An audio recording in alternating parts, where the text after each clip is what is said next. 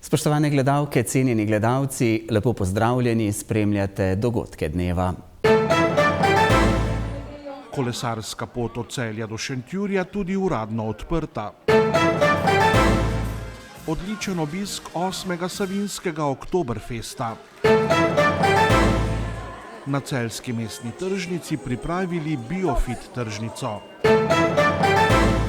Celjani so se po zmagi na štajerskem derbiju Olimpiji približali le na 2 točki zaostanka. Kolesarska povezava med Celjem, Štorami in Šentjurjem je tudi uradno odprta. Otvoritveni dogodek, ki je povezal dogajanje v vseh 3 občinah, je potekal včeraj in privabil ogromno ljubiteljev kolesarstva. Naložba v skoraj 12 km dolgo traso je stala nekaj manj kot 9 milijonov evrov. V Celju je bil minulo nedeljo pravi kolesarski praznik, pa ne le v Celju, tudi v Štorah in Šentjurju. Številni kolesarji iz vseh 3 mest, nekateri pa so prišli tudi od drugod, so se namreč skupaj prvič uradno z različnimi vrstami koles, od tistih najstarejših pa do električnih, odpravili na pot od Celja do Šentjurja po novi medkrajevni asfaltirani kolesarski povezavi. Veliko nam pomenijo te regionalne kolesarske povezave iz več vidikov. Na eni strani razvoj trajnostne mobilnosti kot take možnosti, da naši občani med občinami potujejo s kolesom, da ne zgubljajo časa v zastojih na cesti, da na tak način tudi bolj zdravo živijo.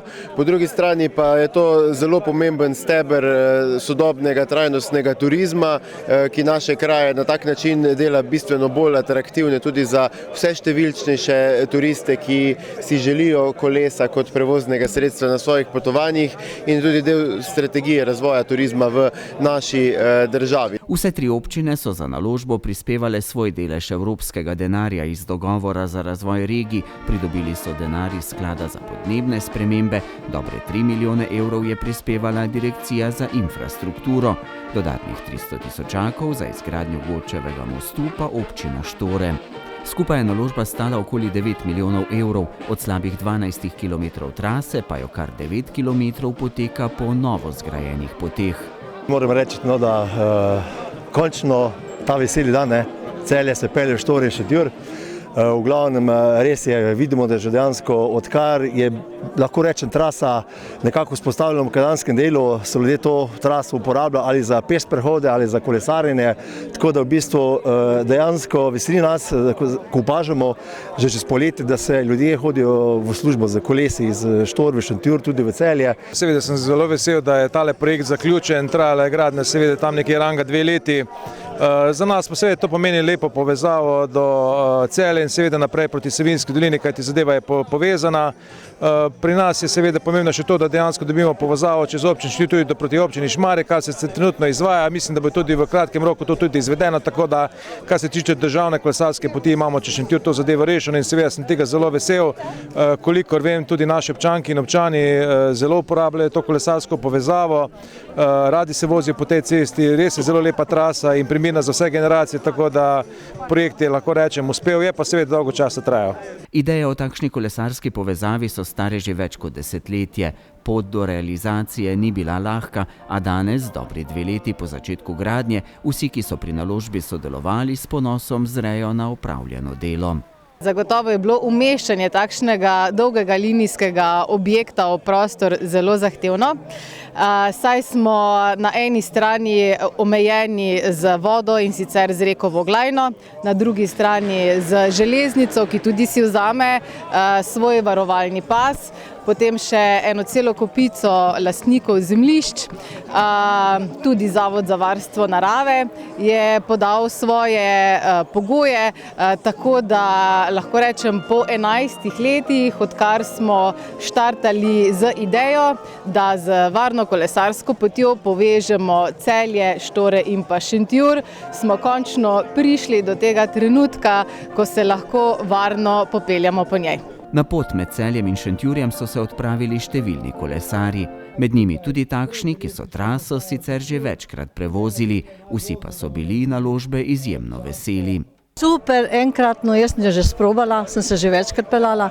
Moram pa tako povedati, da mi je bolj všeč ta, kot po Domžalcem, zato ko ni asfaltirano. Ne. Tam je pa super, ja pa rada kolesarim fejst, ne, tak da. Enkratno je, to je za pozdraviti, pa da bi še do Laškega zrihtali ob Savinji, bi bilo fajn. Za mene ima kar dosti, no, pa za ostale tudi, ne. Hvala Bogu, da je prišel tako dolč, ne. Že od avgusta se nas je kar bilo, ne, ko še ni bilo vse tako do konca, ampak se ni dal zdržati, ne. Zelo fajn, no. Mislim, neki prosti čas skupaj preživljamo, mi smo že iz Šentjurja prišli zdaj v Celje, zdaj pa iz Celja nazaj v Šentjur, no, tako da super je, odlično. Otvoritveno dogajanje se je zaključilo v Šentjurju, kjer so dogodek združili s tradicionalno prireditvijo Bučnice in tako kolesarjem ponudili še nekaj dodatnih priložnosti za druženje.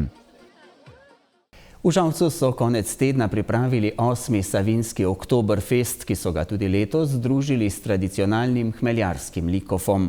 Prireditev pri Fontani piv, ki so jo skupaj pripravili Kulturno društvo Savinjski Oktoberfest, Združenje hmeljarjev Slovenije, Zavod za kulturo, šport in turizem Žalec ter občina Žalec, je v Savinjsko dolino privabila številne obiskovalce od blizu in daleč. Že 8. zapovrstjo vseh 6 partnerjev uspešno pripravijo Savinjski Oktoberfest, ki je tudi minulo soboto 5. oktobra pri Fontani na Žalsko tržnico in pod veliki šotor privabil veliko število obiskovalcev. Ideja pa se je pravzaprav porodila gospe Miri Petre. Zadeva, hvala Bogu, se je prijela.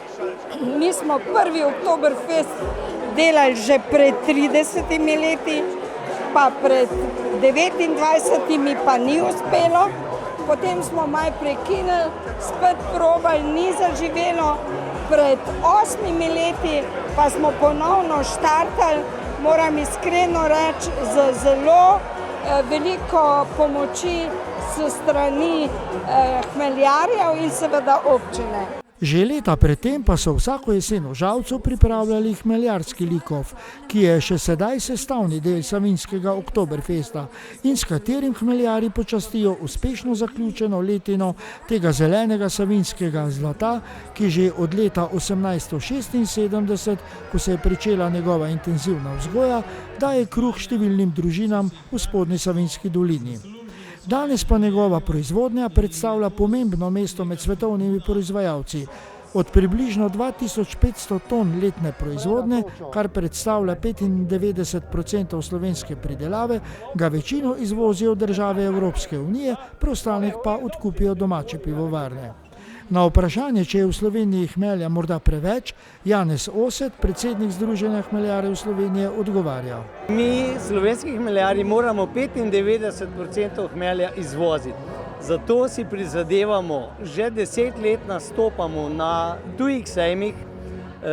Tudi letos imamo od 26. do 28. novembra imamo nastop, 11. nastop v Nürnbergu, kjer promoviramo slovenske sorte hmelja. Tam predstavimo 13 vzorcev, ki so trenutno v obdelavi. Oglašujemo tudi male pivovarje, ki varijo pivo iz teh naših slovenskih sort in pa trgovce, ki prodajajo slovenske sorte v svetu. V družbi slovenske vinske in mlečne kraljice ter 2 gostinj hmeljskih princes iz Nemčije sta bila na slovesnosti o hmeljarskem likofu ter na otvoritvi Savinjskega Oktoberfesta seveda tudi naša hmeljska princesa Anja Kupec-Oset in hmeljski starešina Vinko Štorman, ki sta ti častni funkciji prevzela 11. avgusta letos.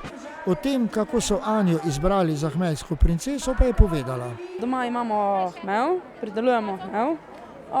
Ja, pa deželska mladina me je zbrala glede na to, pač, ker sem se prijavila, pa ker sem delavna, pa lahko se zanesejo na mene. No. Kakšno pa je njuno poslanstvo? Najina vloga je, da promoviramo, povemo, kaj je slovenski hmelj, kakšne kvalitete je, kaj vse ponujamo. Ne kar v Sloveniji, po celim svetu, v Evropi, da pivovarji vejo, kaj pridelujemo, kako se da, kako slovenski hmelj zelo kvalitetna zadeva, ima dobre arome, dobre alfe, da se dobro pivo skuha z njega. Sicer pa je bilo na letošnjem Savinjskem Oktoberfestu slovesno in živahno. Število obiskovalcev se je povečevalo iz ure v uro. Med častnimi gosti je bila tudi delegacija iz Pliberka na avstrijskem Koroškem in njen župan Štefan Visočnik nam je povedal. Zelo veseli smo, da so nas povabili, gospa Petre, radi smo se odzvali tega povabila. Presenečeni smo, kako navdušenje je tu, kako vi to živite in mi nismo prvič, pa tudi ne zadnjič tu. Seveda je bilo poskrbljeno tako za jedačo kot tudi za pivo. Slovesno otvoritev so uvedli člani Laške pihalne godbe z mažoretkami, številnimi nagovori in podelitvijo priznanj ter zahval, ob otvoritvi pa slavnostno zabili tudi pipo v pivovski sod. To je v imenu občine Žalec opravil direktor Zavoda za kulturo, šport in turizem Žalec Marko Repnik ter natočili prve vrčke piva. Prvo, kar je najbolj pomembno, je to, da damo velik poudarek na hmeljarje in pivovarje. Namreč Spodnja Savinjska dolina je pač epicenter prvo slovenskega, potem pa skoraj svetovnega hmeljarstva in pivovarstva, tudi z fontano v Žalcu, in mi smo pač zelo veseli, da se dejansko toliko o pivo in hmeljarjih govori. Dejstvo je, da pač hmelj raste v vseh občinah Spodnje Savinjske doline, zato smo pravzaprav vsi župani in gospa županja istega mnenja, da je treba hmelj, hmeljarje in pivovarje spromovirati do najboljše možne mere, da bodo vsaj tako uspešni, kot so slovenski vinarji. Veselo druženje v pivu in dobri glasbi pa je trajalo še dolgo večer.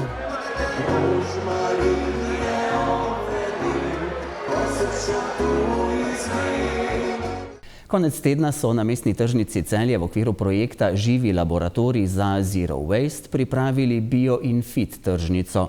Na stojnicah so sodelovali lokalni pridelovalci ekoloških živil, organizatorji pa so poskrbeli tudi za bogat kulturni program.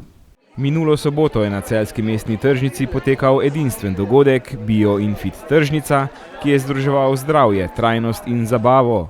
Gre za dogodek v sklopu projekta Živi laboratorij za Zero Waste. Gre za projekt LAS. LAS pa toliko, da na začetku povem, je pa lokalna akcijska skupina, ki skrbi za razvoj podeželja. V okviru LAS-a mi pripravljamo različne projekte, podpiramo različne nosilce, ki delujejo na področju kmetijstva in podeželja in jih spodbujamo, da za svojimi projekti nekako podpirajo to okolje. Torej Zero Waste projekt je pa projekt, torej prizadevamo si seveda, da bi imeli na takšnih prireditvah, ko je ta čim manj odpadkov in je ta prireditev trajnostno naravnana. Na številnih stojnicah so sodelovali lokalni pridelovalci ekoloških živil. V tem delu, ki je za mano, pretežno ekološke kmetije iz Lasovega območja in tudi okolice. Potem imamo na moji levi strani seveda tudi društvo kmečkih žena in sicer Meta iz Vojnika in pa Laško Rosa, kjer pa seveda pripravljajo dobro telečjo obaro. Samo prireditev smo hoteli tudi usmeriti v to, da nekako spodbudimo, da če pridejo že nakupovati na tržnico, da lahko tudi tukaj potem kosilo pojedo, smo rekli, pridite na južno. Da je mestna tržnica srce mestnega jedra, poudarja tudi celjski župan Matija Kovač. Celjanke in Celjani smo ob sobotah res radi v mestu, mesto je polno in s takimi dogodki podpiramo nekatera vsebinska prizadevanja, ki jih ima recimo LAS raznolikost podeželja pri spodbujanju lokalne pridelave hrane, distribucije lete določenih aktivnosti. Skozi ta projekt je bilo izvedenih že kar nekaj atraktivnih investicij v Celju, od igrišča, Šmartinskem jezeru, adrenalinskega parka na Celjski koči, programa Zero Waste in tudi ta nova dejavnost BioFit tržnica prispeva k ciljem LAS-a. Za mestno jedro pa to pomeni, da ga obišče še več obiskovalcev in hkrati tistih, ki ponujajo svoje izdelke in tako prispevajo k pestrosti dogajanja. Medtem, ko so odrasli lahko v miru raziskovali in uživali v ponudbi tržnice, so lahko otroci ustvarjali na delavnicah in se zabavali z različnimi aktivnimi igrami. Naša kmetija na Celjskem je najbolj poznana po ekološkem partnerskem kmetovanju. To pomeni, da vsak četrtek v Celje vozimo ekološke zabojčke na dogovorjeno mesto. Drugače pa predelujemo ekološko zelenjavo, ko jo tržimo v bolnico, masterchefom pa javnim ustanovam, se pravi šole, vrtci, tako. ponujamo sezonsko zelenjavo, nekaj sadja, predvsem jabolke Carjevič, recimo te naše stare sorte, imamo pa tudi melone, ko so dosti nove v našem prostoru, tule v Savinjski regiji recimo, pa te plodovke še, se pravi paprika, kumare, pa imamo tudi nekaj bazilika, zelišča, česen, krompir, pa ponujamo še pa strojene ovčje kože, se pravi ovčje krzno. Organizatorji so poskrbeli tudi za ples in glasbo, saj ni manjkalo glasbenih in plesnih točk. Predstavili so se plesalci plesnega teatra Igen in plesnega kluba Plac. Za glasbeno spremljavo sta poskrbela mlad dinamični duo Jena in Alex, z glasbo in plesom pa je zbrane navdušila celjska folklorna skupina.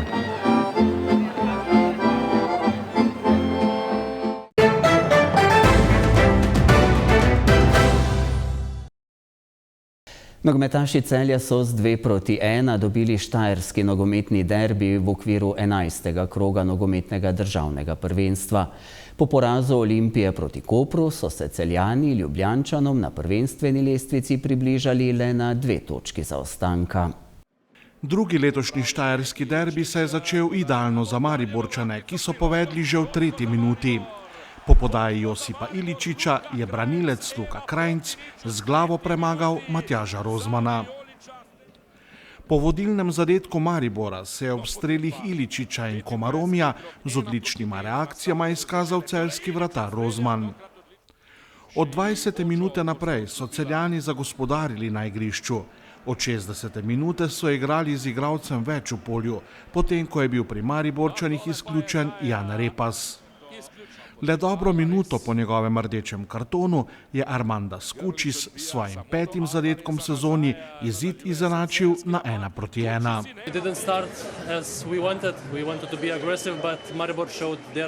Nismo začeli tako, kot smo si želeli. Maribor je demonstriral svojo kakovost in agresivnost. Po zaostanku smo pokazali našo mentalno moč. V drugem polčasu smo igrali res dobro. Dvignili smo nivo naše agresivnosti in čvrstosti. Posledično sta prišla tudi zadetka. Celjani so do druge letošnje zmage proti Mariboru prišli v sodnikovem dodatku, ko je Juga premagal Brazilec Edmilson.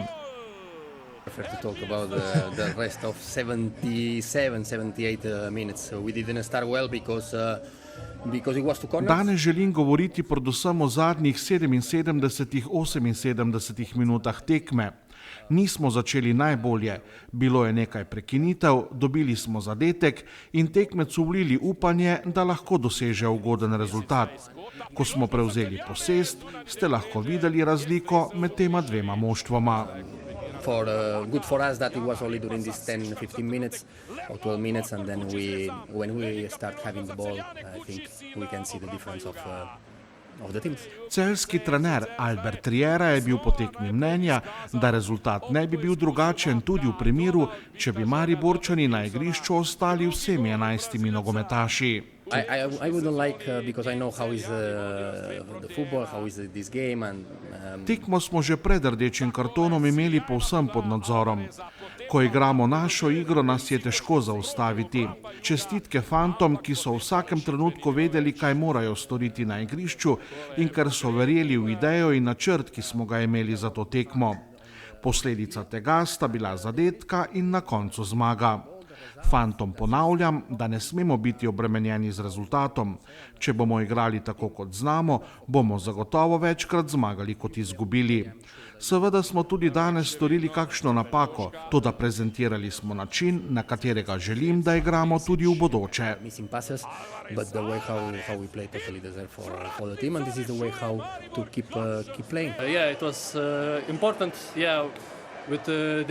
Po rdečem kartonu smo imeli številčno prednost in tudi več prostora. Prepričan pa sem, da bi zadeli tudi, če bi Maribor ostal vsemi 11 nogometaši. Ko imaš posest, prej ali slej pridajo tudi zadetki.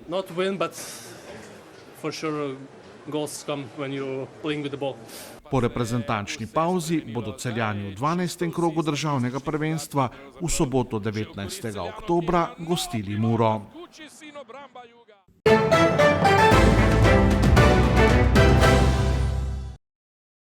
Jutri bo na vzhodu še nekaj jasnine, drugod bo zmerno do pretežno oblačno. Na severozahodu bo že zjutraj deževalo, sredi dneva in popoldne pa tudi drugod v zahodnih krajih. Pihal bo jugozahodni veter, ob morju jugo. Jutranje temperature bodo od 7 do 14, ob morju okoli 18, najvišje dnevne od 18 do 23, na severozahodu okoli 16 stopinj Celzija. V noči na sredo bo dež od zahoda zajel večji del Slovenije, predvsem v bližini morja bo lahko tudi zagrmelo. V sredo dopoldne bodo padavine večinoma ponehale. Čez dan se bo delno zjasnilo, le v hribovitem svetu bo še bolj oblačno z nekaj dežja. Še bo pihal jugozahodni veter. V četrtek bo oblačnost od zahoda spet naraščala. V zahodni Sloveniji bo že dopoldne začelo deževati, popoldne pa se bodo padavine s posameznimi nevihtami širile proti vzhodu. Ob morju bo pihal jugo, drugod okrepljen jugozahodni veter. S to vremensko napovedjo zaključujemo ponedeljkove dogodke dneva. Hvala, ker ste bili v naši družbi. Ne zamudite nas znova jutri ob istem času. Nasvidenje.